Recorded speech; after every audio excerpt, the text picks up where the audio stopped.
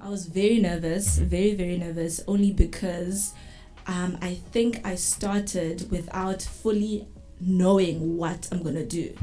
You know, I was extremely nervous to kind of be naked in the public eye. Nan-K5 Studio.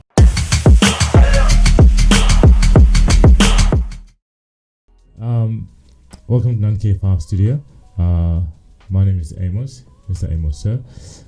Today we're discussing the space of digital creatives, where many of our young people are struggling to start and put their first foot forward. And in our studio today, we have our guest. Her name is Nassel. Hi. She'll introduce herself. Nassel, please introduce yourself to our viewers. The camera's there. Hi viewers, my name is Nassel, and I host a platform on Instagram called That Coffee Bean Girl. I think I'm an overall creative. I don't really like to box myself into categories. One day I'm a blogger, the next day I write and direct fashion films, the next day I write campaigns and concepts. Lovely. So I'm trying to navigate myself in the fashion and art and design space, and trying to advocate for inclusion and diversity and those kind of topics. Last time I saw you guys was, I think a year ago. A year? Wasn't it 2? This is 2. I think it's 2. Yeah, we're doing a video in the studio. Yes. And how did that video go? Did it bring more customers, or did you just do a bad job? It's crazy how we are in the space right now, because my and my sister's journey in the creative space started with you. Actually, we did our first video. Well, it was like what do you call, not a trailer, but like no, not a promo. It's like a intro. Okay, I'll just say it's an intro video for our YouTube channel. But that was 2 years ago. But it was our first sort of coming out story that, hey, we're content creators and this is what we're going to be doing, which is fashion and makeup and just kind of take people through the journey of content creation. Sweet. Yeah. All right. We're going to dive into the first question. Okay. People want to know, or we also want to know, in terms of how can you advise the young people. And we want to know, when you started, were you embraced or nervous about telling people what you do? I was sorry to cut you. No, it's okay. Oh, okay. I was very nervous, very, very nervous, only because I think I started without fully knowing what I'm gonna do. I was extremely nervous to kind of be naked in the public eye, because when you're a content creator, it's more than just what you create, it's also your personal brand. So people kind of dive into the person that you are. As a person, then when I started, I didn't really know who I was, so I'm just like, am I really doing what I want to do? Am I just going with the flow? But I just decided, let me just do it and see how I go. But fear is definitely was there. And kind of pulled me back a little bit. But I had to start somewhere. And if I can just add on to what you say, our story a little bit, how we started as well, is we obviously, this story is getting redundant to my colleagues here. It was just an idea that we had, or like individually had an idea to start a YouTube channel, but then we sort of like never had that, I'll say, the guts to start. And we didn't know where to put our first foot. So it was kind of thing we actually shared amongst each other, and then through that we sort of like bouncing the same energy, and then one of us sort of like put out his hand and said, listen, you know what, it's time. So I thought, well, since we've been talking about this for like 3 years now, so why not? So I think that the fear to start something can become a setback, definitely. for quite a lot of people, and overcoming that, it's a challenge, So It's a big challenge. if you are in that space where you're feeling a bit vulnerable and you don't know how to start, just it's hard, but it's gonna come through yourself. I mean, you're gonna have to put yourself out there. Yeah. To produce something or be something or be someone. Have you experienced any advantages of having social media presence at this time, especially like now, maybe even before? Advantages. Yeah. I think there have been lots of advantages. Yes. Like lots. Uh-huh. I think social media right now, and what everyone's doing in terms of influencing and content creation is to build a personal brand, and I think it's kind of a stepping stone to the bigger picture, when you finally are ready to build your own assets, be it you starting a clothing brand or a makeup brand or whatever you're going to be starting, so I think the advantages that I've kind of had on social media is to build my own community. I think that's very important in sort of aligning myself for the future plans that I have for myself. Working with brands, I mean, that's been super amazing. Just kind of creating connections with people and brands so that in the future I already know and have contacts that I can pull from. We already have that kind of relationship. I think social media is very personal and personable. And the advantages, can be people getting to know you, the person behind the brand. And I think that's very, very important. And everyone now should take advantage of it since, like you were saying in the brief that I had, that right now in the pandemic, there's been a social media bloom. Boom, sorry. And right now people are listening. People have slowed down. People are paying extra attention to what's happening on social media and what you as a brand are saying, what your politics are, etc. So, I think building a community, a solid community, is one of my biggest advantages of having social media. Do you like to be called an influencer?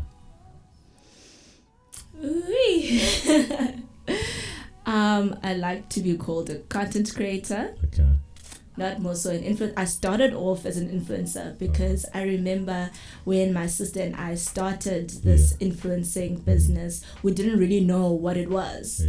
And I think that was 5 years ago. We were one of the first South African influencers, in the space. And then it was just like, oh, okay, brands are giving me products. Oh, shucks, I have to endorse certain things. Oh, okay, this is happening. This brand wants to work with me. We didn't really understand what it was. So we endorsed a lot of brands. And then through my journey, I kind of thought, I really want to create something in order for people to influence. Do you know what I mean? So that's when I decided, okay, let me write my own campaigns. Let me set up a YouTube channel. That's creating content. That's a content creator. Let me start my own blog. That's creating content. So right now I like to go by content creator, not more of an influencer, but through content creation, I do influence. Another question that we would like to know. Sorry, my eye keeps tearing every time I get in front of the camera. I don't know why. It's the nerves, maybe. I think so. Everyone needs to go to the doctor. What would you be doing now if you weren't doing this? Jeez. If I didn't find this, I'd probably working in a magazine. fashion magazine, Yeah. fashion and lifestyle magazine. I've always wanted to be in that space. I'd be employed, have a 9 to 5. Like many of us. Hey? Like many of us. Yeah. So, yeah, I love magazine publications. I'd probably be working in that space. All right. How important is it as a content creator or / influencer to be so true to yourself when you post particular things? You know, do you have to be a certain particular person on your Instagram, and then in your personal life you're a different Naso? So Naso is this one on Instagram, and then at home you're like a different character. Is that something that you build, or is it something that one needs to have, or is just like be one within everything? I don't think you should be different. Yeah. You know what I mean? You just shouldn't have a social media personality and then a home personality. I think who you are at home and around your friends, around your family, or whoever you're comfortable around is who you should be on social media, because people buy into who you are and not what you're selling. Do you know what I mean? Yeah. Before people can fall in love with, or rather go out and buy what you're endorsing and what you're influencing about, they have to buy into the person behind that, you know, to say, oh, okay, I kind of like this person. Oh, she's endorsing this. Okay, I'm going to go buy it because this person is endorsing it, not because of what she's endorsing. Yeah, so I think as an aspiring influencer and content creator, when you're starting out, you really should just be yourself. Build your own community, have that relationship with your audience, a true and authentic relationship, and that's when you'll be able to influence. So I think it's super important to be yourself, to stand out, because I mean, no one is like you at the end of the day. You know, if you're trying to imitate everything else, your brand won't probably take off.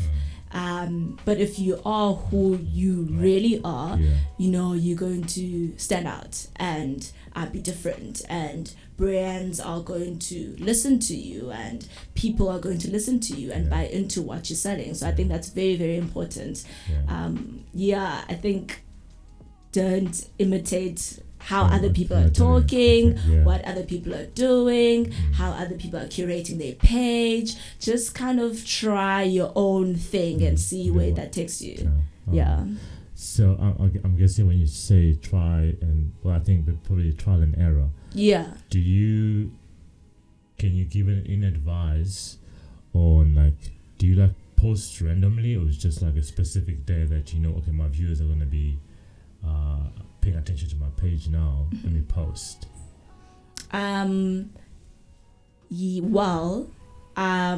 Through my journey, I kind of figured out how my audience works. You know, so I do plan my content. I think I'm a strong believer in alignment. You know, if you align yourself properly on social media, you're gonna get the right results.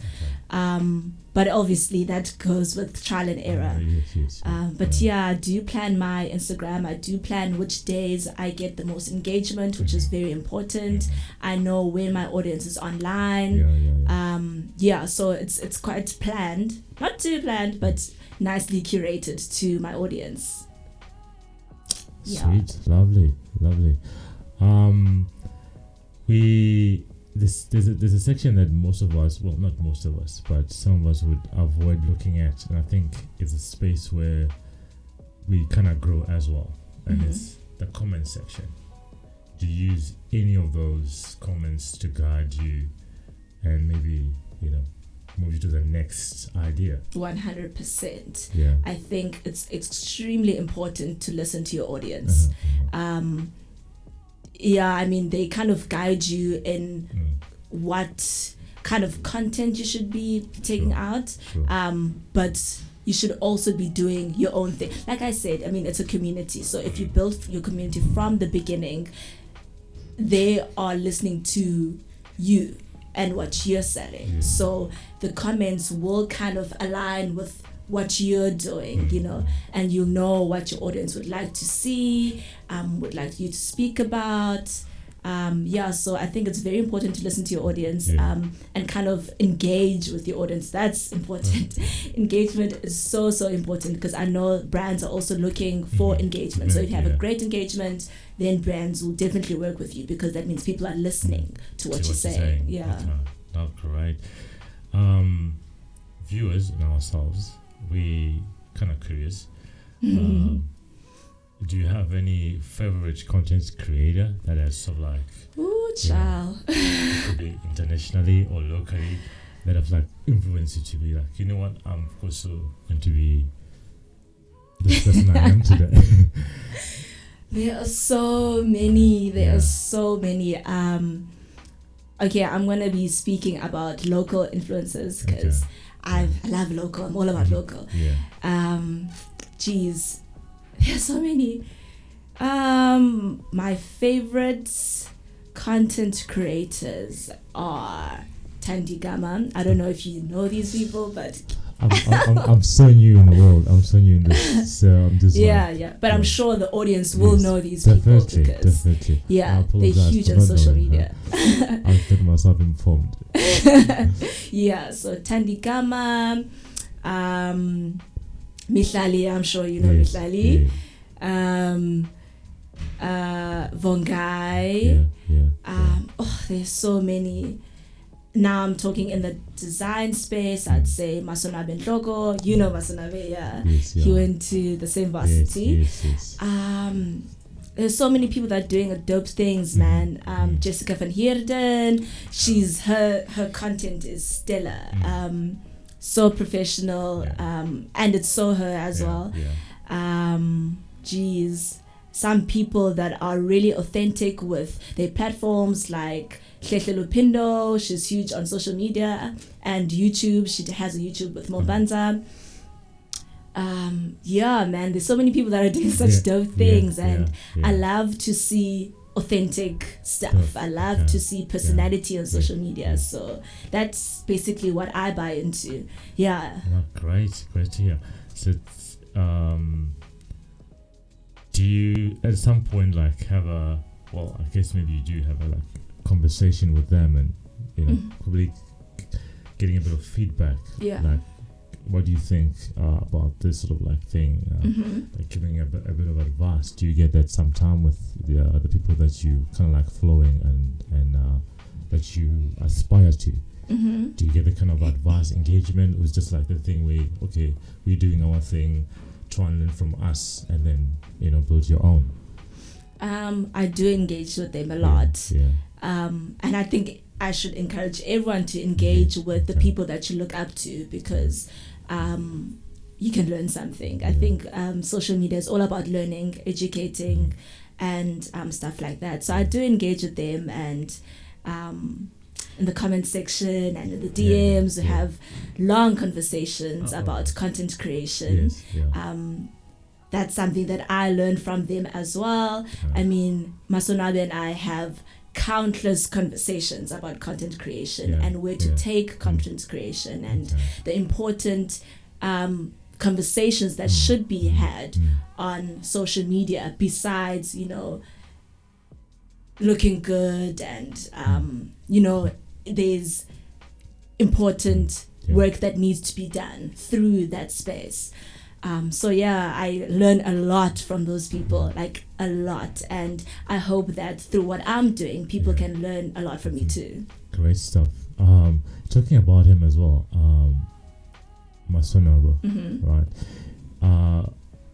I just want to say congratulations to him for where he is right now, and what he's doing really dope stuff. He's doing great stuff, and I think for people like him, when they achieve such standards as well, I think it's also great for the community where he comes from, and for us as well, that try and push ourselves harder. Looking back from where you started, would you do anything differently?